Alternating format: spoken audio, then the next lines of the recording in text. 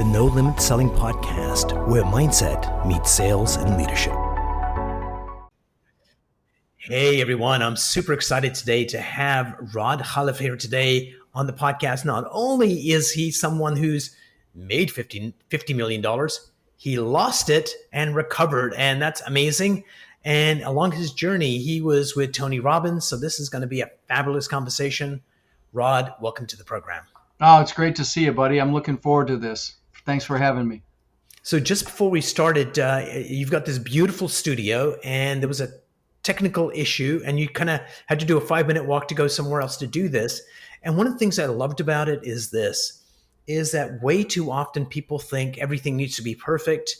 And the reality is life is messy and chaotic, and is how you adapt to it is critical. So what were you thinking? What was in your mindset when things weren't working, and then you decide to go to this other office? What was happening? Well, I wish I had. Yeah, I wish I had your framework because I wasn't feeling that framework. I was feeling frustrated because I've got about $250,000 studio in one of my buildings here at my compound in Sarasota, and I didn't have anybody from my team here, and trying to get things to work, couldn't get it to work, so I had to come back to the office in my home, which is also here, and that's why, I've got all this mess behind me here that I can't cover up. But you can see my vision boards, so you can see that. And on the wall, you can see some of the hundreds of thank you cards I've got on the wall behind me here from students, which I'm proud of, which I don't usually show. But we made it work, and it's all good. And I teach this stuff, and I found myself falling into, the anxiety that I tell people like you just did, to remember that it's okay, and it will be okay. And you know what's interesting? You were talking about a vision board. So I meet my wife number 2, and she says, for my birthday, she does this fabulous birthday, but one of the things she gives me is this like beautiful envelope and a beautiful piece of paper. And she says, what I want you to do is take this paper, and on the next full moon, bathe the paper in moonlight. And on the new moon, write down kind of your vision board, like what you want to actually accomplish. So it's a nice ritual. So I do that. And then we're getting married, and I'm moving into her house. And as I'm coming into the bedroom, that envelope was somewhere in the mix of things that I'd forgotten about, and it fell off on her bed as I was going by. And so I put my stuff away, she sees it lying on her bed, and she goes, oh, he left it here for me to see. So she opens the envelope, and it's my wish list of what I wanted to have happen.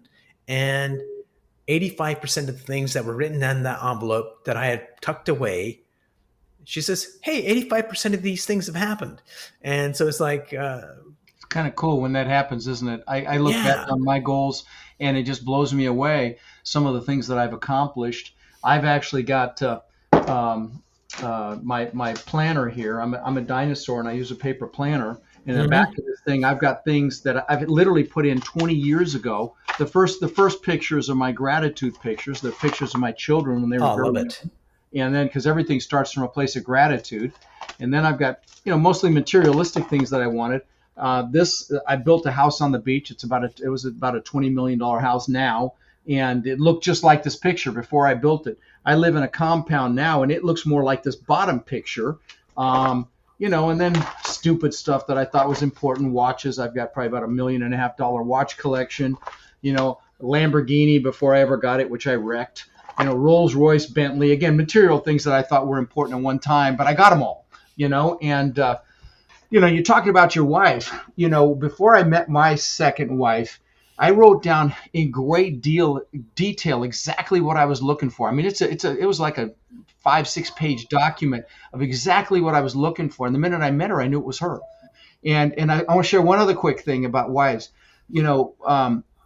One thing I did was I got a beautiful black leather-bound binder, and every day for about 100 days, I wrote in what I loved about her, and I filled up a whole page. Wow. And of course, by focusing on what I loved and liked about her, of course, that impacted the relationship very positively because I showed up differently. And then I gave it to her for her birthday. So you can imagine how well that was received. But just kind of ties into what you just said too. Rod, what the hell? You missed this thing over here. No, I'm just kidding. Right.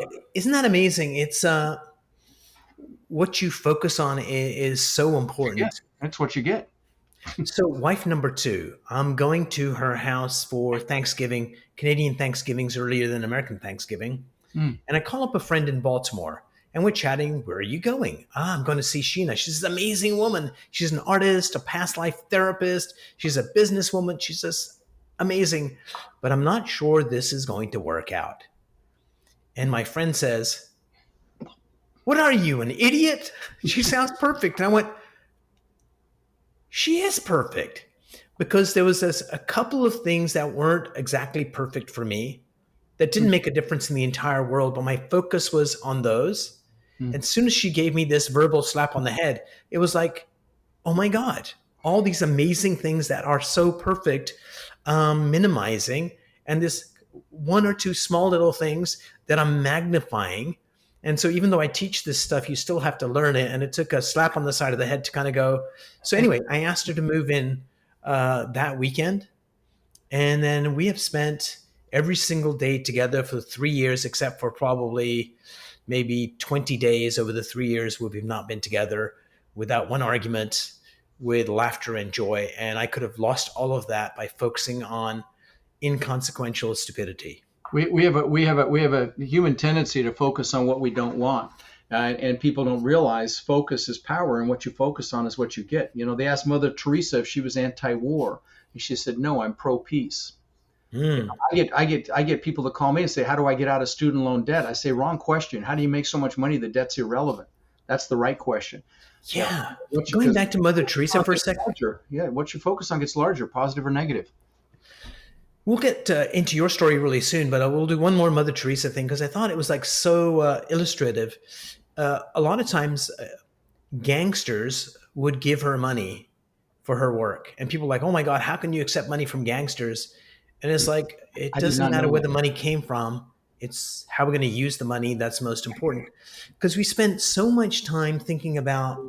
So we have three faces. One face is what I want to show the outside world. Mhm. Either I'm pretty or I'm ugly or I'm useless, whatever illusion we show. Then we have this delusion who we think we are. And I think our journey is to get down to who we actually are. And that's like the human journey, but we'll get to that later. But first, ladies and gentlemen, there's something called the American dream, which is, have a house. And Rod is an overachiever. At one point, you had how many thousand houses? I've owned 2,000 houses that I've rented long term in my career so far. Now I own thousands of apartment units, but I can elaborate on my story if you'd like, because that kind of Please do that. Let's yeah. go down that path. Yeah, so I'm going to go way back because it's relevant. So I'm a Dutch immigrant, wooden shoes and windmills. I was born in the Netherlands. I'm half Dutch and I'm half Palestinian, actually, Arabic and Dutch.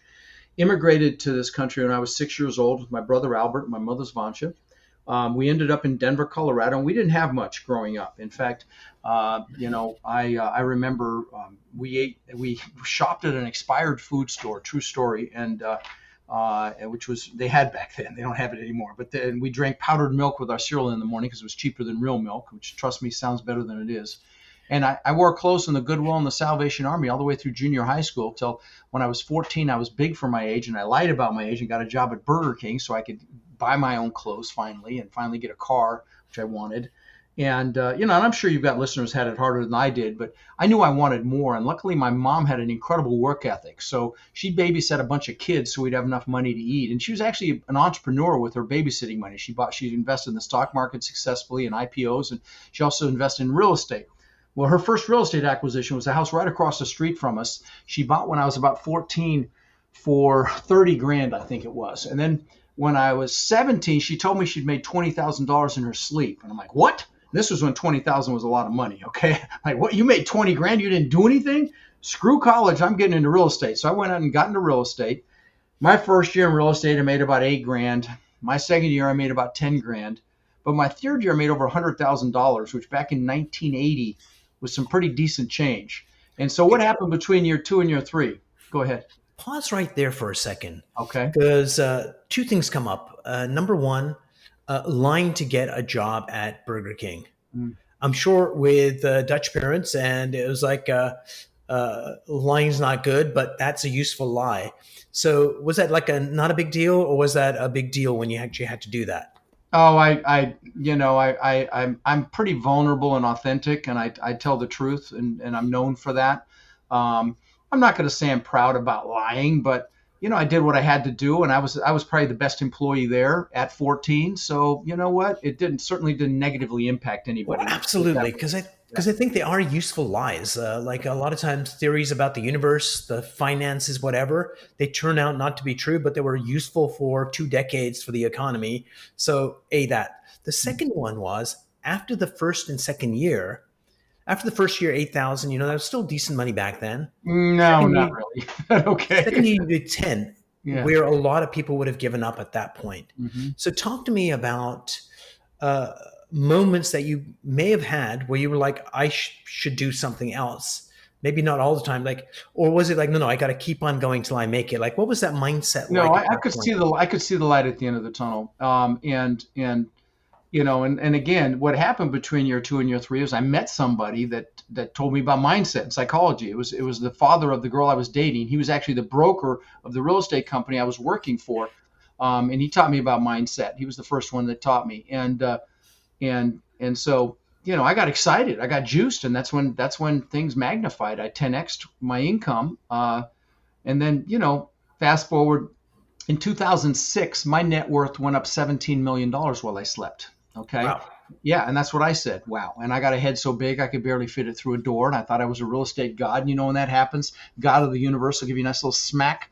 Well, that was 2008 and 9. I lost conservatively $50 million in 2008 and 9. And so, what I'm known for talking about on my podcast and at my boot camps and events is the mindset it took to have 50 million to lose in the first place. And probably more importantly, is the mindset to recover from that. A lot of people jumped off buildings and, in the Great Depression and in 08, 09 when they lost everything like I did. And so I'm happy to drill down on some of those strategies that I utilized if you'd like. Yeah. So, going back to that time where your head got really big, which is like Mm-hmm. easy to do, Mm-hmm. lots of negatives there, but Mm-hmm. there's also positive gems there that you had. Sometimes people have to go through a really bad experience to learn a valuable lesson that allows them to do the rebound. Mm-hmm. What was the lesson you got out of getting a big head and ego through that experience that turned out to be useful? Yeah, the lesson was I didn't have my eye on the ball. Now, again, in my defense, countries went bankrupt in 08 and 9, and pretty much anybody in real estate got their asses handed to them. But had I been focused more, I was kind of all over the place. I was single. It was a focus issue. When I really go look back on it, it was a focus, which we just talked about. And I was playing. I was kind of crazy, and so my focus was diluted and distracted, and so that's the lesson I got from it, So I'm candidly. going to go to your story in a minute, but I wanted to kind of interject something here. Hmm. Oftentimes, in bad times or when things go wrong, there's a gem there. So I was interviewing this professor who teaches a professional sales program at one of the universities. And he was on the podcast and he said, the students I have this year are, and in my head, I finished the sentence entitled, lazy, good for nothing. But that's not what he says. They're the most focused, hardworking people I've had in a very long time. Hmm. And I go, whoa, whoa, whoa, whoa, whoa. How? And he says, well, back in 08, 09, 07, 08 kind of area when the crash happened, people were losing their homes, they had lost their jobs. And those kids that were like 5, 6, 7 grew up like Depression era kids. Hmm. Hmm. And it was like, oh my God, we got to find food to Fascinating. eat. That's fascinating. I've never And heard they that before. came up and it was like, no, no, we got to do it. You're not doing it for us. So, yeah, sometimes What when do they say? Weak men create strong men, create weak men. It's that oh, circle. that thing, that was a good example of that. Very interesting. Yeah. So I like. you do a rebound. Mhm. So tell me about when everything crashed. How long? Because sometimes there's a moment of, or a long moment that could take months of Oh, it took curling up. months. Oh, it took months. I was hiding under a rock with my eyeball poking out, feeling sorry for myself. But then, I took some steps. The first thing was, I made a decision. And that's the first piece. If you're listening and you haven't, and you're not happy where you're at, maybe you're in the rat race, maybe you're just not happy doing what you're doing. It starts with a decision. And the Latin root for the word decision means to cut off. It means once you make that decision, it's done. It's not dipping your toe in the water. It's not 1 foot in, 1 foot out. It's freaking done when you make that decision. Burn the boats. So I made the decision on enough feeling sorry for myself, and I reassociated with my goals, because you need the goals. And so I reassociated with my goals, and then the next piece was I took the first step, and that's a critical piece as well. I was like, okay, I'm going to go do this thing that I decided to do at that point, what did Lao Tzu say? The journey of 1,000 miles begins with a single step. Dr. Martin Luther King said, you don't have to see the whole staircase. You take that first step in faith, the next step will be revealed. And and I get a lot of students that are analytical, that want to get into doing what I do, which is buying commercial real estate. That's what I teach, and my students are super successful. I won't brag too much about that, but they are. But I get analytical ones that are afraid to make a decision because they can't see the whole thing. And I know who you are if you're listening, and I love you, but you got to remember that you can drive all the way across the United States at night with your headlights only seeing about 50 feet in front of you, and you can make it. Other people have made it before you, and you may have some obstacles. It's the same way with any endeavor that you go after. But you don't necessarily have to see the whole road, but you got to get started. And so that first step is critical. So one of the things that I like to teach people is first you got to notice that something is not right. Mm-hmm. Like when you lose $50 million, you kind of notice that pretty easily. There's probably bankers calling you. But in life, when you're doing something, you need to notice, hey, wait a minute, something's wrong. So noticing is the first step. And the only way you can do that is to kind of know yourself. Second one is to just take a breath. Because that's the one thing we can control is that. And then I decide, like you said, and then I think about what is the smallest movement I can move forward possible. That's and whatever that small, not even the first step, what's the smallest thing you can do? That's good advice. And that's following in the same footsteps of others. But that noticing piece, I think, is so important because there's a song by the Talking Heads. This is not my beautiful wife. This is not my beautiful house. It's almost like someone that's been living there for a while, and all of a sudden they realize, what the hell? This is not what I signed up for. So how do you teach your students to notice that, hey, wait a minute, Eckhart Tolle, going wrong? Right? It's Eckhart Tolle, The Power of Now. You've got to live in the present moment. You've got to be in the now. And many people, myself included, live in the future. We live in, or back then, while I was under the rock, living in the past. But, we only have right this moment. Like right this moment between you and I is all we have right now. There is no future. There's no past. It's just right now. And that's, it's easy for me to articulate that. I can't promise you that I live that way. I do the best I can, but that's it. And then when you do that, and and as it relates to picking yourself back up or getting started, when you recognize that anything you put your full focus and attention to is going to flourish, if you really are, if you're really honest with yourself, that you're really giving it all.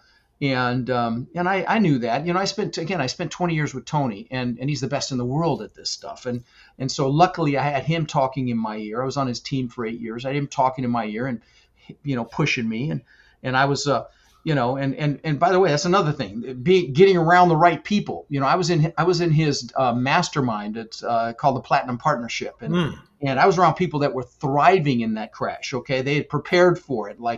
And they're like, get up, you puss, 50 million schmillion, go make something happen. That's who you want to be around when the proverbial, what hits the fan. You want to be around people that want more out of life. And so, people that think what you think is hard is easy.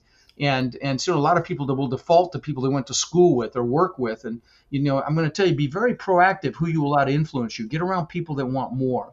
So, and that's why my students do so well, because it's a very empowering group. So tell me about the Tony experience. So part of it, you were part of his team, and part of it, you were actually enrolled in his programs. I went to his events every year for 11 years. Because every year I was working on something new. And by the way, shout out to him. If you have an opportunity to see him, go do it. You'll thank me, I promise you. every year for 11 years. And finally, his head of security is like, dude, why don't you just join the team and you don't have to pay and you can be here and you can see what's going on. I'm like, okay. So I did that for 8 years until I had a bad car accident and I couldn't do it anymore. But yeah, it So was. what's interesting is this. I've known a few people that have been part of his team as well. Hmm, And Tony is freaking amazing and the master of his craft, but yet he still has moments where he needs to kind of get a mental reset sure. and Everybody. do. Yeah. So it doesn't matter who you are, where you are, there's always room for improvement. Of And course. there's always room to kind of go, well, wait a minute, I'm not in the right space right now. And that noticing piece is like so important in doing that. Hmm. Yeah. Yeah. So as you moved forward from that crash and you started rebuilding, talk to me about the rebuilding journey and rebuilding Okay. your. Sure. So make a decision, take the first step, get around people that want more out of life, peer group, massive freaking action. Action mitigates fear, or stress, which is achiever's a word for fear. And um, and play to your strengths. That's another really important one. Especially in my space. So I teach people how to buy apartment complexes, senior housing, in every commercial asset class you can think of, industrial flex, mobile home parks. And I tell them, play to your strengths and hire, align, or partner for your weaknesses. Your strengths are your greatest assets. Don't try to build your weaknesses. Again, hire, align, or partner for your weaknesses. Because when you get on a team and everybody's playing to their strengths, whew, success is inevitable. And Yeah. in my business, my students own about 300,000 multifamily units under my tutelage, something I'm very proud of, and every other asset class too. But the most successful partnerships I see are someone like, for example, that's analytical and introverted with someone that's outgoing and extroverted. I mean, because both pieces are necessary in my business. And so, again, you can play with your weaknesses and, try to get a little better, but focus on your strengths. Because here's why. When you're playing to your strengths, first of all, you're loving what you're doing because it's your strengths. So you're passionate about it. And if you have a speed bump, it's all it is a speed bump, because you're playing in what you enjoy. You're going to be more innovative. You're going to be more creative. And because you're passionate, you can have the ability to influence people, and passion is required to influence people. So again, playing to your strengths is super important. So one of the relationships that's the most toxic of our own creation is our relationship with money. Hmm. And for a lot of people, they misquote the Bible, Mm. and it's the lust for money, which is not good. Right. Love for money is perfectly fine. Hmm. So, talk to me about how you counsel people that you're working with to get over their money hangups, because a lot of times they grow up in families where money is bad. Well, I It's can like, tell you the people that I work with, they want financial success. They've already yes. they've gotten over that hurdle. T. Harv Eker, I think it was, has a really nice weekend presentation about that specific topic right there. I went to it, oh God, decades ago. But how people have a hang up around money, and they have their own box that they paint themselves into around what their financial limitations are. And when you and so if you come to one of my boot camps, I do boot camps every couple of months. And if you come to one of my boot camps, the first thing we do is goal setting on steroids. Hmm. Because how do you get anything if you don't know what it is? You need to know what it is you want and why you want it. And that will very often push people past their limiting beliefs, past their fears. Let's talk about limiting beliefs for a second. So when I immigrated to this country, I got thrown into school. Didn't speak English. Found out what bullies were for the first time. So I got my butt kicked occasionally. And then, if we were in my studio, I could show these to you. But then my mom thought it'd be a great idea to send me to school in wooden shoes and those leather shorts that you for Oktoberfest. So I got my Mom, ass why do you kicked. want my And ass I kicked? actually have them over in the studio. I would have showed them to you if I was over there. But, and so I got my butt kicked again. And then the bullies would chase me home from school, and she'd chase them off with a fly swatter. So the next day I got my butt kicked. And I came up with this limiting belief that I wasn't good enough. I used to ask myself, how can I show them I'm good enough? Which was a double-edged sword, because, it was definitely one of the impetuses for my financial success, because I was going to prove them I was good enough. But, it also really kind of cost me my relationship with my first wife as well, because I was so focused on proving to the world I mattered and I was good enough. But anyway, so Limiting beliefs. A lot of people have these limiting beliefs. I'm not good enough. I'm not smart enough. I'm not old enough. I'm not young enough. I don't have enough. I'm not analytical enough. That was another one of mine. And here's the thing to remember. There's a reason the acronym for belief systems is BS, because 99.9% of them are BS. But, we believe they're real based on childhood experiences like I had. And I used to be afraid to raise my hand in front of 10 kids in a class. And now I speak in front of thousands of people a year in flip-flops. Typically, I don't, you get over this stuff if you focus. By the way, just one final thought on that. If you have one of these limiting beliefs that you're aware of, now sometimes you're not consciously aware, you're aware of it, drag it out into the daylight when it pops up. Look at it with your adult rational mind. Recognize that it's BS. If you do that consciously enough times, it will go away. Anyway, I'm done with that. So I want to add to that, because that's what I was going to bring up. Okay. Is sometimes you don't know it's an issue. Right. So the best way to do that is, let's say you go to see this amazingly gorgeous person across the room that you want to go and go, oh my God, you need to be in my life. Mm-hmm. And as you're going there, an uncomfortable feeling comes up in your body. That feeling can lead you to the underlying belief. So when you get that uncomfortable feeling, anxiety, whatever, just hold on to that feeling and kind of go, hello, who are you and what are you trying to do? Oh, I don't want you to look stupid. That's really good, buddy. That is a really good way to identify a limiting belief. I'm going to use that. I really like that a lot. And then it's like, stupid. Like, what do you mean stupid? Well, you're not good enough. Remember that time in high school? It's like, oh yeah.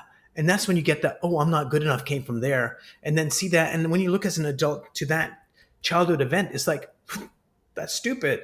That makes no sense. But it made perfect sense when you were a kid. But those beliefs go underneath and they have their hooks in you. And one of the ways to figure it out is your mind will lie to you, but your body always tells you the truth.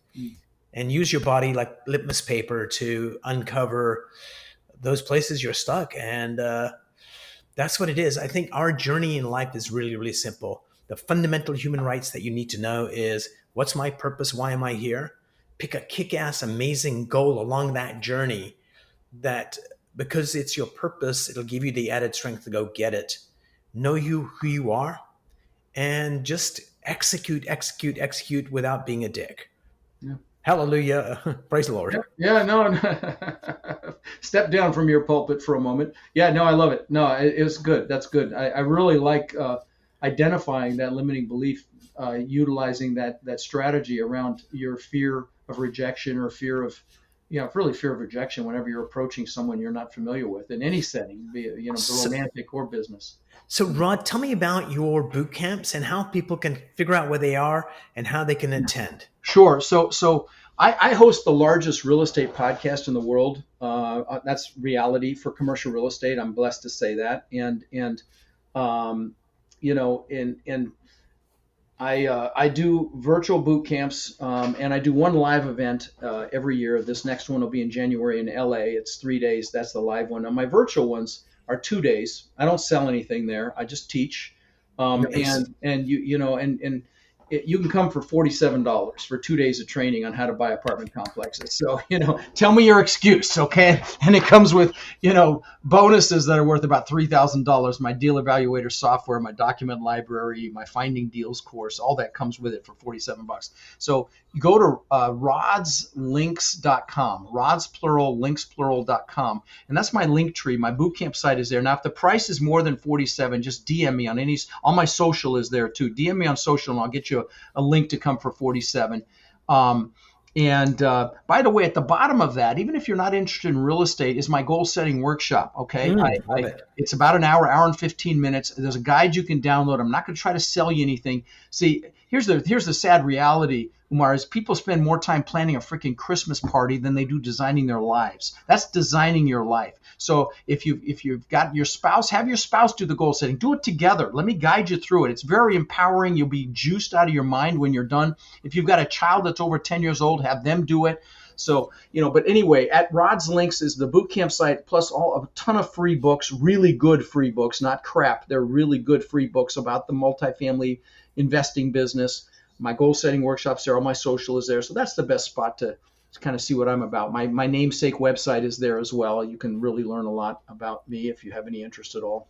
Superb, Rod. Thank you so much for being on the show. We need to do this again because there's a lot more content there. Oh, And I know we we got could a talk hard about stop this for coming. hours. Yeah, we could talk about this. This is like crack cocaine for me. I love mindset stuff. So, that's why I spent 20 years with Tony, right? So, Brilliant. thanks. So before we part company, is there a question I should have asked you that I did not? No, no. I mean, there's so many. I wouldn't even. I mean, there's so many places we could take this. I've really enjoyed this conversation as well. And I don't typically learn a lot when I'm on it being interviewed, but I did with you, buddy. So I'm grateful. Superb, everyone. Stay tuned. If you like this episode, go on iTunes and give this episode some love. Go check out Rod's stuff, and it's the key to building an amazing life is learning, learning, learning.